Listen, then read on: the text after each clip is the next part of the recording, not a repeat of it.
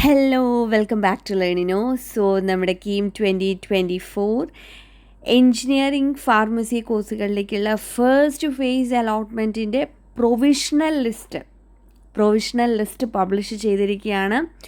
So നമ്മുടെ official വെബ്സൈറ്റിൽ പോയി കഴിഞ്ഞാൽ നിങ്ങൾക്ക് ഈ പ്രൊവിഷണൽ അലോട്ട്മെൻറ്റ് ലിസ്റ്റ് കാണാനായിട്ട് സാധിക്കും. സോ ഇത് ഏകദേശം നമുക്ക് ഏത് കോളേജ് ഏത് കോഴ്സ് കിട്ടും എന്നുള്ളതിൻ്റെ ഒരു പിക്ചർ തന്നെയാണ് തരുന്നത്. ഇതിനകത്ത് വലിയ ചേഞ്ചസ് വരാൻ സാധ്യതയില്ല. ഇത് ട്രയൽ അലോട്ട്മെൻറ്റ് പോലെയല്ല. ഇതിനകത്ത് കാര്യമായ മാറ്റങ്ങളൊന്നും തന്നെ ഉണ്ടാവാനുള്ള സാധ്യതയില്ല.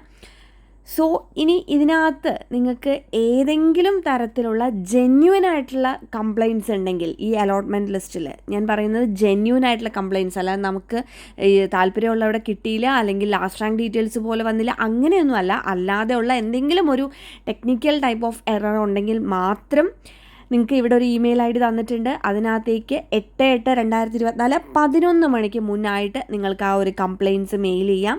സോ അതുകൂടെ പരിഗണിച്ചായിരിക്കും ഓഗസ്റ്റ് 8 നമുക്ക് ഫസ്റ്റ് ഫേസ് അലോട്ട്മെൻറ്റ് വരുന്നത്. Okay, so that's it. നിങ്ങൾക്ക് ആ ഒരു ലിസ്റ്റ് നോക്കിക്കഴിഞ്ഞാൽ കൃത്യമായിട്ട് നിങ്ങൾക്ക് ഏത് കോളേജിൽ ഏത് കോഴ്സ് കിട്ടി എന്നുള്ള ഒരു പിക്ചർ നിങ്ങൾക്ക് കിട്ടും. സോ അതായിരിക്കും ഏകദേശം നമ്മുടെ ഫസ്റ്റ് ഫേസ് അലോട്ട്മെൻറ്റിലും വരാൻ പോകുന്നത്. ഒരുപാട് വലിയ ചേഞ്ചസ് ഒന്നുമില്ല. ഇനി ഇപ്പോൾ വന്നിട്ടുള്ള പ്രൊവിഷണൽ ലിസ്റ്റ് പ്രകാരം നിങ്ങൾ ഇപ്പോൾ പ്രത്യേകിച്ച് ഒന്നും തന്നെ ചെയ്യേണ്ടതില്ല. കാരണം ഫീ അടയ്ക്കുകയോ അങ്ങനെ ഒന്നും ഇപ്പോൾ ചെയ്യേണ്ടതില്ല. അത് ഫസ്റ്റ് ഫേസ് അലോട്ട്മെൻറ്റ് വന്നതിന് ശേഷം മാത്രം ചെയ്യേണ്ട കാര്യമാണ്.